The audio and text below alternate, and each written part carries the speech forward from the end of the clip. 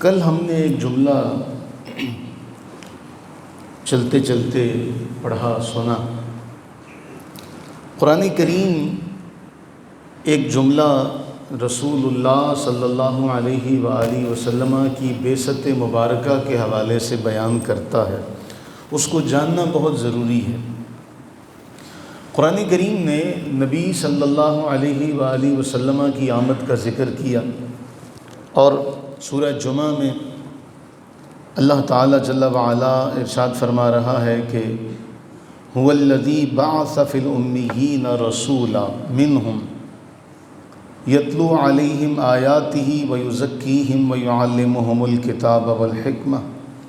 اللہ تعالیٰ جل وعلا وہی ہے جس نے امیین میں رسول بھیجا، جو انہی میں سے ہے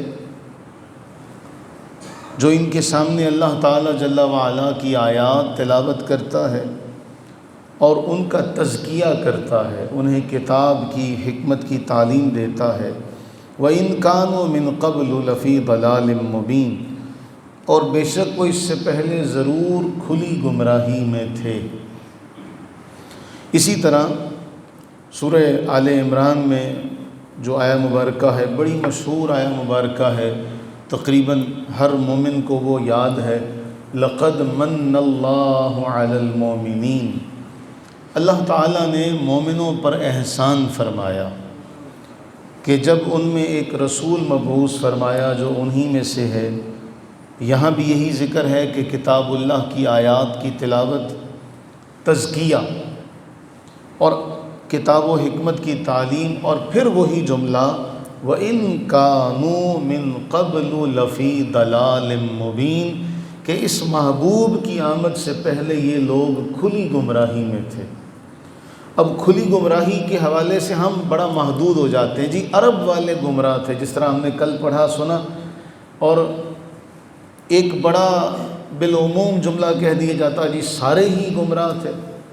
تو اس آیت کو عالمی تناظر میں دیکھا جائے کہ جس وقت نبی سرور عالم صلی اللہ علیہ وآلہ وسلم تشریف لائے، اس وقت دنیا کے معاملے، دنیا کی اقوام، دنیا کے ممالک جو نقشے پر موجود تھے، ان کی کیا کیفیت تھی۔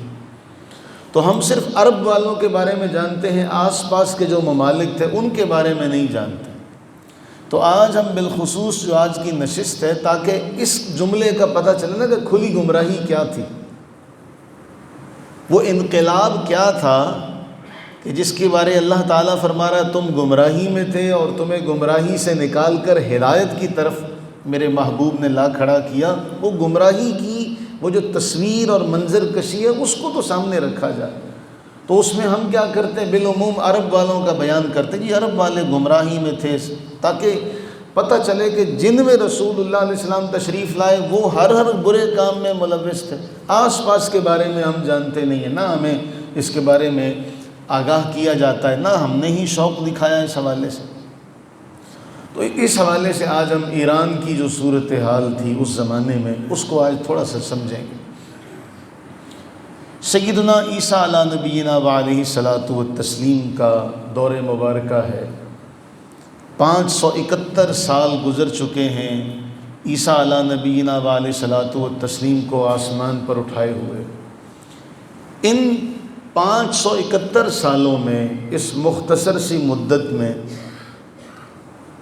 جو آپ پر کتاب نازل ہوئی انجیل مقدس، اس کو بنی اسرائیل کے علماء سو نے اپنی منمانی تعویلات، تحریفات کے ذریعے اس کا نقشہ بالکل بدل کر رکھ دیا۔ بے شمار فرقوں میں بٹی ہوئی بنی اسرائیل کی قوم، اور منافرت اس حد تک کہ ہر فرقہ اپنے آپ کو صحیح سمجھتا اور دوسرے کو غلط سمجھتا، یوں سمجھ لیں کہ جیسے آج کا دور ہے۔ اور اس حوالے سے ایک حدیث ہمارے سب کے ضمیر پر دستک دیتی ہوئی نظر آئے گی۔ نبی سرور عالم صلی اللہ علیہ وآلہ وسلم نے فرمایا، اس کا مفہوم کچھ یوں ہے کہ میری قوم بالکل بنی اسرائیل کے راستے پر چلے گی،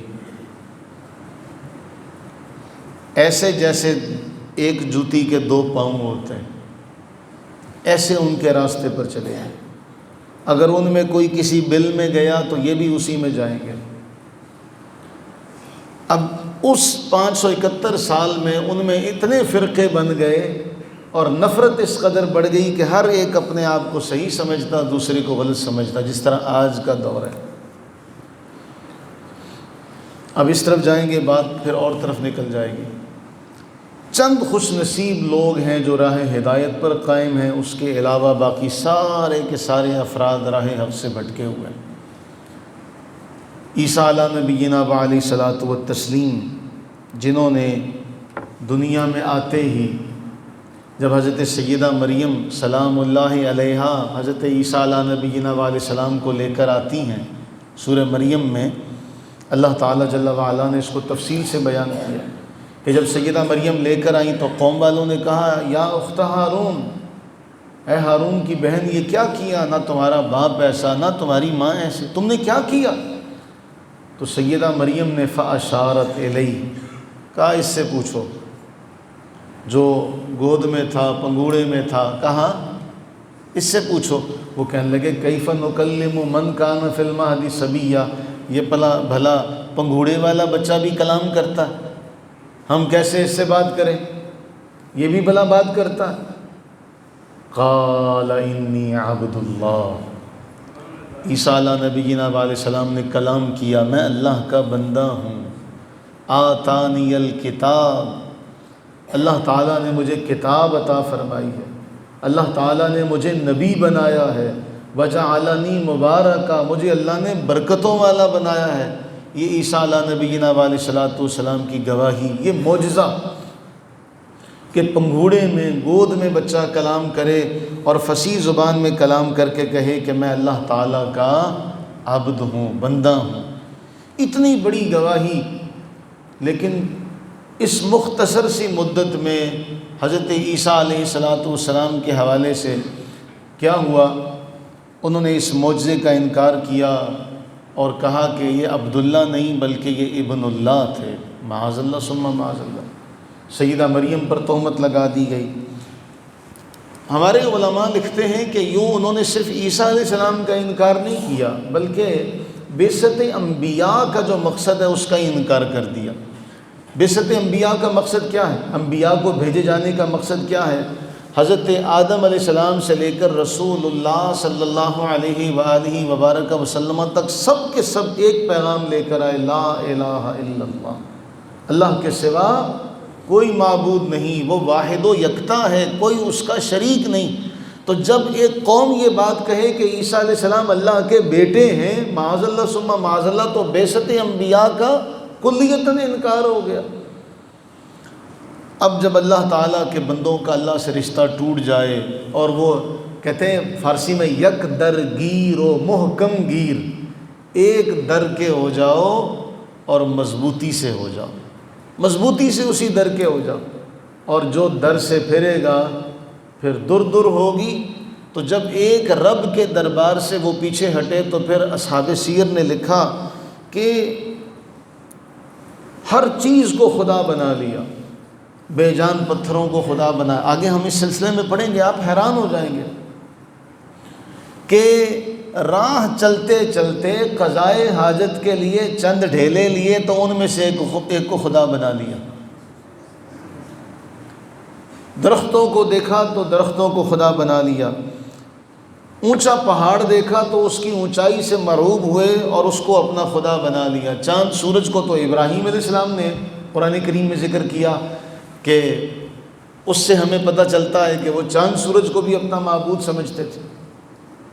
تو قرآن کریم جب یہ بیان کر رہا ہے کہ تم کھلی گمراہی میں تھے، تو کھلی گمراہی میں اس وقت یہ خطہ کیسے تھا؟ 6 صدی عیسوی، ایران آریاؤں کی سرزمین، آریہ قوم یہاں پر آباد، اور آریہ قوم میں روشنی اس کو دیوتا سمجھتے تھے، آسمان کو دیوتا سمجھتے تھے، آگ کو معبود سمجھتے تھے، آگ کو بڑا مقدس سمجھتے تھے، بارشوں کو معبود سمجھتے تھے، ان سب کی وہاں پوجا کی جاتی تھی آریہ قوم میں۔ وہ سورج کو کہتے تھے کہ آسمان کی آنکھ ہے، سورج آسمان کی آنکھ ہے اور روشنی آسمان کا بیٹا ہے۔ تو سورج دیوتا ہے، زمین دیوی ہے، یوں وہ ان دیوی دیوتاؤں کو پوجا کرتے تھے آریہ لوگ، اور ان کے ہاں بہت ساری کہانیاں تھیں اس حوالے سے، اس تفصیل میں نہیں جاتا۔ اس کے بعد آریہ کے بعد ایران کا سرکاری مذہب تھا زرتشتی مذہب۔ یہ ایک شخص گزرا، اس کے حوالے سے ہر قسم کی روایات تاریخ میں ملتی ہیں۔ یہ دو خداؤں کا قائل ہے، ایک نیکی کا خدا، ایک نیکی کی طاقت، ایک برائی کی طاقت۔ تو ایک طرف یوں سمجھا جائے کہ ایک طرف نیکی کا خدا ہے اور دوسری طرف برائی کا خدا ہے۔ اچھا، زرتشتی مذہب میں روزہ رکھنے کی ممانعت کر دی گئی کہ جی روزہ رکھا جائے گا تو انسان نہ مذہب کا کام کر سکتا ہے اور نہ دنیا داری کا کام کر سکتا ہے، لہٰذا اس کے لیے لازم ہے کہ روزہ نہ رکھے۔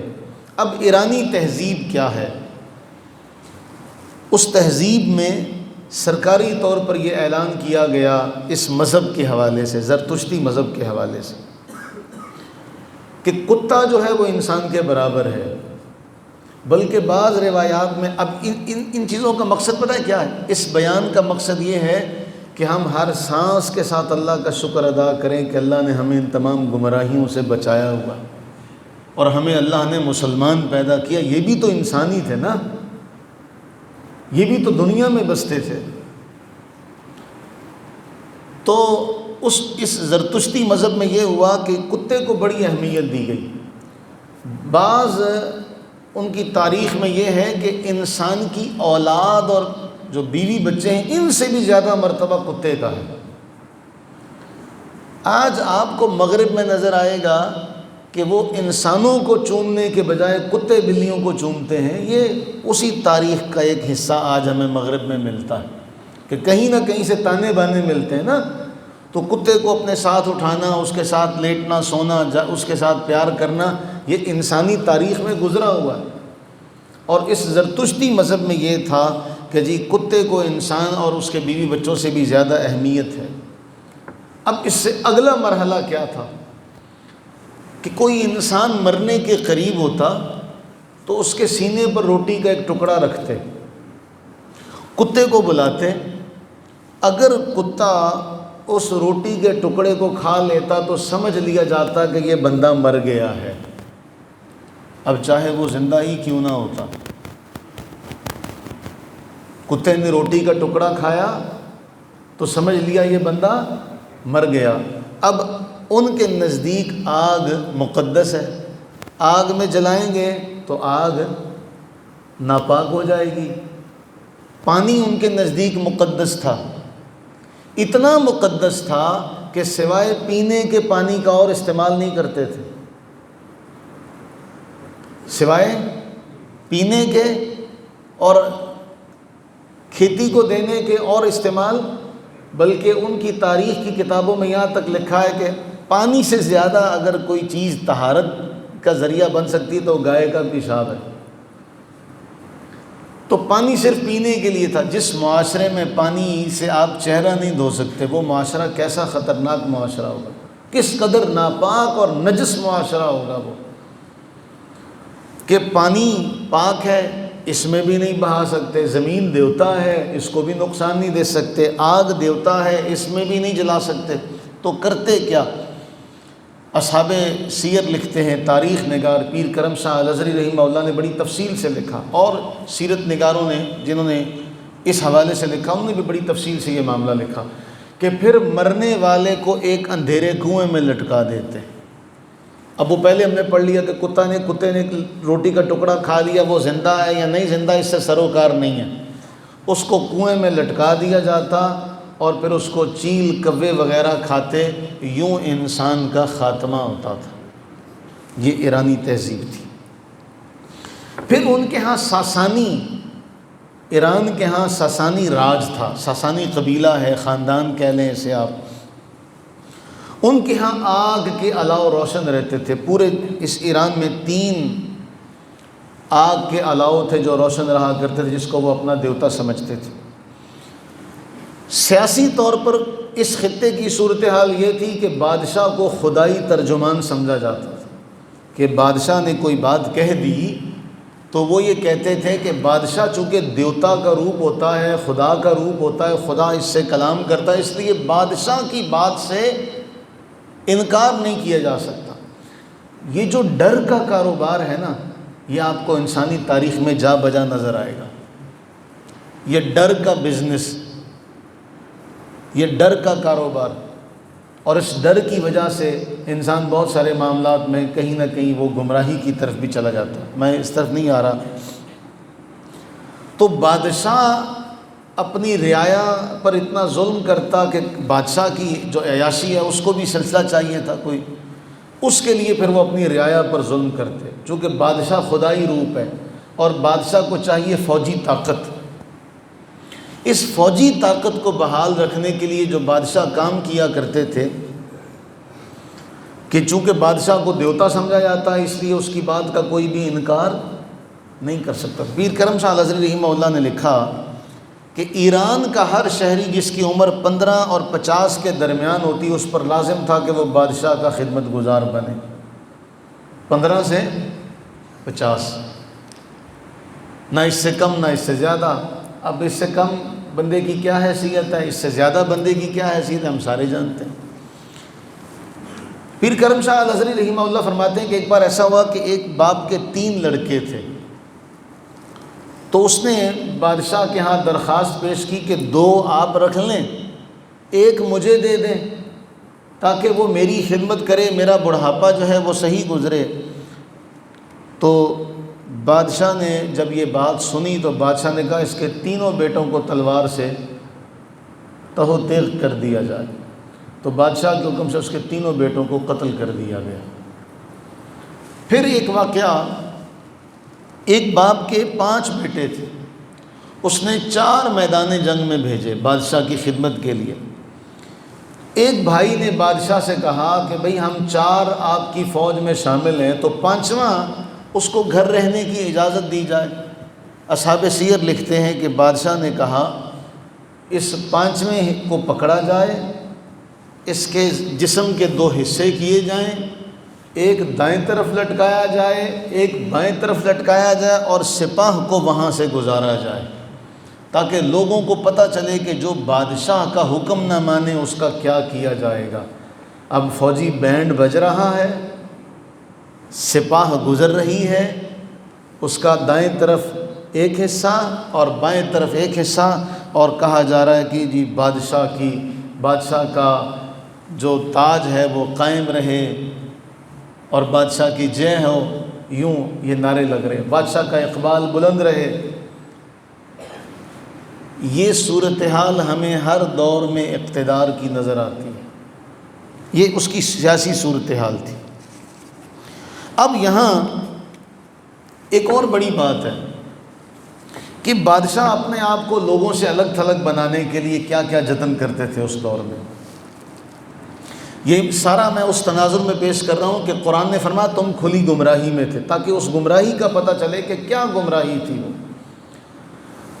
تو بادشاہ کا جو تاج تھا نا، ایرانی بادشاہ کا، اس کا وزن تھا 91.5 کلو، تقریباً 2.5 من۔ اب 2.5 من کا تاج سر پہ پہنا تو نہیں جا سکتا، تو اس کے لیے اسپیشل ایک باریک سی زنجیر بنائی جاتی تھی جو نظر نہ آئے دور سے، اور درباریوں کو دور بٹھایا جاتا اور وہ زنجیر جو تھی وہ اوپر باندھی جاتی، جس کے ساتھ وہ 2.5 من کا جو تاج تھا وہ لٹکایا جاتا، آگے پردہ ہوتا، بادشاہ پیچھے آ کے بیٹھتا تو پھر پردہ اٹھا دیا جاتا۔ یوں قوم سمجھتی کہ ہمارا جو بادشاہ ہے وہ انسان نہیں ہے، یہ خدائی روپ ہے، دیوتا ہے، کیونکہ انسان تو 2.5 من کا تاج اپنے سر پہ نہیں اٹھا سکتا۔ یہ ان کے ہاں اس دور میں بھی ڈرامے بازی ہوتی تھی۔ اب جو شخص بادشاہ کے حضور آتا وہ سجدے میں گر جاتا، جب تک بادشاہ اجازت نہ دیتا تب تک ان کو اٹھنے کا حکم نہیں تھا۔ اسی طرح پھر یہ تھا کہ اس زمانے میں آپ جانتے ہیں علاج جو تھا وہ سنگی لگوانا ہوتا تھا، پچھنے لگوانا ہے آپ میں سے کسی کے علم میں؟ سنگی لگوانا، پچھنے لگوانا۔ تو جس دن بادشاہ پچھنے لگواتا اس کی رعایا میں کسی کو اجازت نہیں تھی پچھنے لگوانے کی. جب آج اس کی جدید صورت ہمارے پاس حجامہ کی صورت ہے نا، تو جس دن بادشاہ اپنی رگوں سے خون نکلواتا اس دن کسی اور کو اس کی رعایا میں اجازت نہیں تھی. بھئی بادشاہ کو جو آرام ہے وہ شاید اس میں کمی آ جائے گی. جب سارے یہ کام کریں گے تو ہو سکتا ہے بادشاہ کو پوری طرح سے آرام نہ ملے، اس لیے بادشاہ صرف آج پچھنے لگوائے گا اور کوئی پچھنے نہیں لگوائے گا. امام طبری رحمہ اللہ نے تاریخ طبری میں لکھا، آج ہم بات کرتے ہیں نا تو اسلام کے حوالے سے بڑی بات کی جاتی ہے، تو تاریخ کے ان ادوار پر بات کرنے کی ضرورت ہے. نبی سرور عالم صلی اللہ علیہ وآلہ وسلم کی ازواج مطہرات کے حوالے سے اتنا پروپیگنڈا کیا جاتا ہے کہ ہمارے بعض اوقات ہمارے نادان بھولے بھالے مسلمان بھی اس میں آ جاتے ہیں کہ بھئی کیوں نبی علیہ السلام نے اتنی شادیاں فرمائی. 11 ازواج، 9 ازواج مطہرات آپ کی زندگی میں حیات ہیں ہمہ وقت، کل 11 ازواج ہیں، 4 کے لیے ہر مسلمان کو اجازت ہے. اور اس پر بھی تماشا اور یہ ظلم کہ نبی سرور عالم صلی اللہ علیہ وآلہ وسلم کی ذات اقدس کے حوالے سے جو جملے کہے جاتے ہیں الامان والحفیظ، اور ادھر ایک ایران کا نقشہ کہ خسرو کے حرم میں 3000 بیویاں ہیں. کتنی؟ 3000 بیویاں، 1000 لونڈیاں اس کے علاوہ، اور 3000 خدمتگار ہیں جو بادشاہ کے لیے وقف ہیں. پھر 8500 سواری کے گھوڑے، 760 ہاتھی، 12000 بار برداری کے خچر، سونے چاندی ان کا تو کوئی ابھی حال ہی نہیں ہے. یہ ساری بادشاہ کی عیاشی ہے. تو ذرا تحقیق کے میدان میں گھوڑے دوڑائیں تو آپ یہ بھی ذکر کریں کہ ایران پر ایک دور ایسا بھی گزرا کہ ایران کے بادشاہ کی عیاشی کا عالم یہ تھا کہ 3000 بیویاں لونڈیاں اس کے علاوہ، جس کے 3000 خدمتگار ہوں، 8500 سواری کے گھوڑے ہوں، 760 ہاتھی ہوں، یہ سارے بادشاہ کے اپنے لیے. اور پھر اس سے آگے چلیں، آپ کے علم میں ہوگا خسرو پرویز، وہ خسرو بادشاہ تھا ایران کا. یہ جو ایران کے بادشاہ تھے ایک کے بعد دوسرا، دوسرے کے بعد تیسرا، ان کی جو شاہ خرچیاں تھیں اس کا اندازہ اس بات سے لگائیں کہ جو ساسانی عہد ہے اس عہد کا جو آخری بادشاہ ہے، اب بڑی اہم بات ہے میں اس کو سمیٹتے ہوئے، یہ آخری بادشاہ جس کو سیدنا عمر فاروق رضی اللہ تعالیٰ عنہ کے دور خلافت میں شکست ہوئی مسلمانوں کے ہاتھوں، یہ ایران کی ساسانی سلطنت کا تیسرا بادشاہ تھا. ایران کی سلطنت کا تیسرا بادشاہ تھا. اب اس کے حوالے سے جو بات آپ نے یاد رکھنی ہے وہ کیا ہے، جب مسلمانوں نے اس کو شکست دی تو اب یہ جو کئی سو سالوں سے جو ان کا شاہی نظام تھا، کیا وہ برداشت کریں گے اس بات کو؟ بولیے، کیا وہ اس کو برداشت کریں گے؟ اور جب یہ بادشاہ، اس کو کہتے ہیں یزدگرد، یہ اس کا نام ہے، یہ جب بھاگا مسلمانوں کی شکست کا سامنا کرتے ہوئے، مسلمانوں سے جب شکست کھائی اس نے، تو 1000 باورچی اس کے ساتھ تھے. کتنے؟ 1000 باورچی، 1000 گویے اس کے ساتھ تھے، 1000 چیتوں کے محافظ اس کے ساتھ تھے. جو بادشاہ بھاگتے وقت بھی یہ ساتھ لے کے جا رہا ہے، جب وہ تخت پر بیٹھتا ہوگا تب کتنی بڑی سلطنت ہو، کتنا بڑا وہ عیاش ہوگا. اور وہاں کے ایک گورنر کی صرف دولت کا ایک قصہ آپ کے سامنے رکھوں. خسرو نے اپنے درباریوں سے پوچھا کہ آذربائیجان کا جو حاکم ہے اس کے پاس نقدی کس قدر ہے؟ انہوں نے کہا 20 لاکھ دینار. کتنے؟ 20 لاکھ دینار. کہا جس کی اسے ضرورت نہیں ہے، یہ آذربائیجان کے ایک گورنر کی دولت ہے. کہا مال و اسباب کس قدر ہے؟ کہا 5 लाख दीनार। जवाहرات کتنے ہیں؟ 6 لاکھ دینار۔ جائیداد کتنی ہے؟ خراسان، عراق، فارس، آذربائیجان، کوئی ضلع کوئی شہر ایسا نہیں جہاں اس کے مکان نہ ہوں، سرائے نہ ہوں، زمینیں نہ ہوں۔ گھوڑے اور خچر کتنے ہیں اس گورنر کے؟ 30,000۔ بھیڑیں کتنی ہیں؟ 2 لاکھ۔ بھیڑیں کتنی ہیں؟ 2 لاکھ۔ غلام اور لونڈیاں کتنے ہیں؟ کہا 1700 ترک، یونانی، حبشی اور 1400 لونڈیاں۔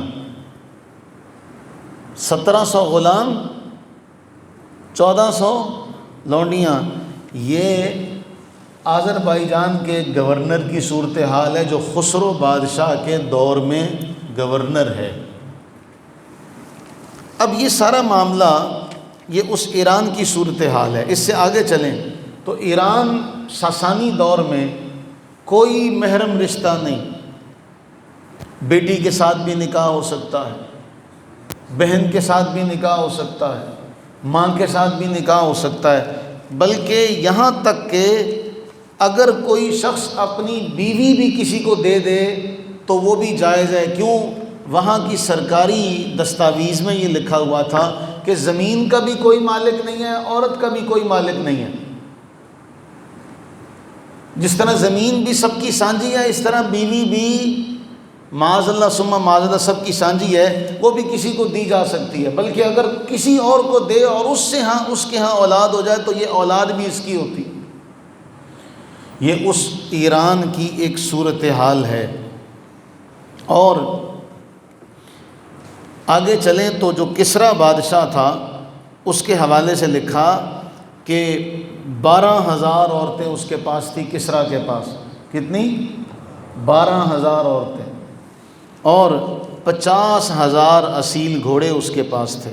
اور لکھا 1 ایکڑ زمین تھی جو سونے کی بنائی ہوئی تھی۔ کتنی؟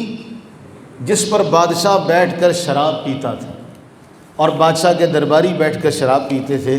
یہ ایران کا ایک چھوٹا سا نقشہ ہے جو نبی سرور عالم صلی اللہ علیہ وآلہ وسلم کے اس دنیا میں آنے سے پہلے ایران کا ہمیں نظر آتا ہے۔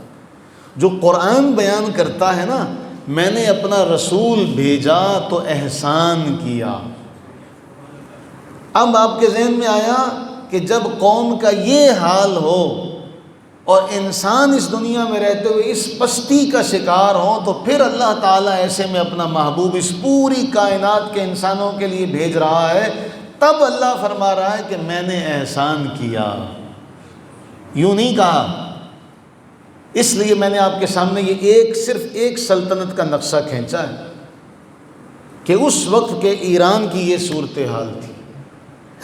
اب آتے ہیں اصل اس جملے کو سمیٹتے جو اصل جو نقطہ یاد رکھنے والا ہے۔ ہمارے علماء یہ لکھتے ہیں جب ساسانی دور کا خاتمہ ہوا اور وہ بادشاہ جو سیدنا عمر فاروق رضی اللہ عنہ کے دور میں بھاگا، ان کی صدیوں کی جو ان کی سالوں کی سلطنت تھی، جب وہ چلی گئی تو انہوں نے اس شکست کو تسلیم نہیں کیا اور ایسا پروپیگنڈے کا جال بچھایا، چونکہ ان کے اس سارے معاملے کو ختم کرنے والی ذات کون سی تھی؟ سیدنا عمر فاروق رضی اللہ تعالیٰ عنہ۔ اب جب حضرت عمر نے ان کے سارے سالوں پر پھیلے اس سارے معاملے کو ختم کر دیا اور اس کے بعد وہ کبھی بھی سر نہ اٹھا سکے تو انہوں نے اس دشمنی کو پھر ہمیشہ پالا اور ایسا پروپیگنڈا کیا کہ آج تک مسلمان بھولے بھالے اس پروپیگنڈے کا شکار ہو رہے ہیں۔ اور حضرت عمر فاروق رضی اللہ تعالیٰ عنہ کے حوالے سے آج بھی جو نونہال ہمارے ہیں، جو بھولے بھالے مسلمان ہیں، ان کے دلوں میں آج بھی شک کا بیج بویا جاتا ہے۔ وہ مسلمان تو ہو گئے لیکن اسلام قبول کرنے کے بعد انہوں نے اس پروپیگنڈے کو چھوڑا۔ میں اس کی ایک مثال دوں، مصری تہذیب، مصری آج بھی مسلمان ہیں لیکن جس پر وہ فخر کرتے وہ احرام مصر ہے۔ انہیں فخر اس بات پر نہیں کہ ہم رسول اللہ صلی اللہ علیہ وآلہ وسلم کے امتی ہیں۔ اگر آج بھی وہ اپنے اس قومی ورثے پر فخر کے وہ کہتے ہیں ہمارا قومی معاملہ ہے، جس طرح ہمارے ہاں آج بھی قومی اعتبار سے جب بات کی جائے تو اعزاز سکھوں کے نام جاتا ہے۔ ایک بڑی تلخ بات کرنے لگا ہوں، آج بھی اعزاز جو ہے وہ آج بھی بڑے سکھوں کو مانا جاتا ہے کہ جی ہمارے بڑے وہ تھے، ہمارے بڑے وہ نہیں تھے۔ وہ بھائی جو اسلام میں آ جائے، اسلام میں آ جانے کے بعد وہ اسلام کا بیٹا بن جاتا ہے، پھر یہ سارے بڑے ختم ہو جاتے ہیں۔ جو اسلام کے بیٹے ہوں پھر وہ ان جو اپنے آباء و اجداد، جو کافر آباء و اجداد گزرے، پھر ان پر فخر نہیں کرتے۔ اسلام کا ماننے والا فخر کرتا ہے کہ مجھے اللہ نے مسلمان پیدا کیا، میں ابن الاسلام ہوں، ہم ابناء الاسلام ہیں، اسلام کے بیٹے ہیں۔ لہٰذا یہ بات ذہن میں رکھیے گا، اللہ تعالیٰ جل وعلا نے جو فرمایا نا، رسماً نہیں کہا کہ میں نے احسان کیا۔ یہ احسان ایسے ہے، یہ ایک ملک کی صورت ہے، اس کے بعد یونان کی جو صورتحال تھی، رومن امپائر، وہ آگے آگے چلیں گے، پھر پڑھیں گے۔ اللہ تعالیٰ سے دعا فرمائیں کہ اللہ تعالیٰ ہمیں نبی سرور عالم صلی اللہ علیہ وآلہ وسلم کی پکی سچی سچی محبت نصیب فرمائے، ہمیں اس آیت کو سمجھنے کی توفیق عطا فرمائے کہ اللہ فرما رہا ہے میں نے احسان کیا۔ کوئی معمولی سی بات تو نہیں ہے نا، وہ احسان کس ہستی کے لیے وہ احسان کا لفظ ذکر کر رہا ہے، جس ہستی کے آنے سے پہلے دنیا کی یہ صورتحال تھی، پھر اس ہستی نے آ کر عورت کو کیا مقام دیا، بیٹی کو کیا مقام دیا۔ اس ہستی نے آ کر انسان کو، جو ان کے آگے جھک رہا تھا، جو طہارت کے لیے اٹھائے گئے پتھروں کو اپنا معبود مان رہا تھا، اس کو پھر سارے جھوٹے خداؤں سے ہٹا کر ایک رب کے سامنے جھکا دیا۔ یہ احسان ہے، یہ انقلاب ہے۔ تو اصل انقلاب تاریخ انسانی کا یہ ہے، جس وقت انسان پستی میں، ذلت کی پستی میں تھا، ایسے میں محبوب کریم علیہ السلام تشریف لائے، اور جو قرآن کا جملہ ہے، اب اس سارے تناظر میں قرآن کے اس جملے کو سمجھیے گا کہ نبی علیہ السلام نے بھی فرمایا اور قرآن بھی فرماتا ہے، تم جہنم کے گڑھے کے کنارے تھے، تم جہنم کے گڑھے کے کنارے تھے، اور نبی علیہ السلام نے فرمایا تم آگ میں گرنا چاہتے تھے، میں نے تمہاری کمر سے پکڑا اور تمہاری کمر سے پکڑ کر تمہیں آگ میں گرنے سے بچا لیا۔ یہ ہے رب کا احسان، لقد من اللہ علی المومنین۔ یہ صرف ایک صورتحال ہے، باقی ملکوں کا حال انشاءاللہ پڑھیں گے۔ اللہ تعالی ہم سب پر اپنی رحمتیں برکتیں نازل فرمائے، اور ہمیں جس ایمان پر ہم ہیں، یہ چھوٹی سی دولت نہیں ہے۔ جب یہ مسلمان ہوئے نا تو آئے حضور علیہ السلام کے بعد، ہم نے اسلام قبول کیا، ہم نے آپ پر احسان کیا۔ یمنون علیک ان اسلموا، اللہ تعالیٰ فرما رہا قل لا تمنوا علی اسلامکم بل اللہ یمن علیکم ان ہداکم للایمان۔ تمہارا کون سا احسان ہے اسلام قبول کر لیا، بلکہ اللہ کا تم پر احسان ہے، اس نے تمہیں ایمان کی طرف ہدایت دے دی۔ تو یہ اللہ کا ہم پر احسان ہے۔ دعا کریں یہ احسان ہم پر سدا رہے، ہم اس احسان کے بار تلے رہیں، اس احسان کا شکر ادا کرتے رہیں۔ رضیت باللہ ربا وبالاسلام دینا وبمحمد صلی اللہ علیہ وسلم نبیا، آمین ثم آمین۔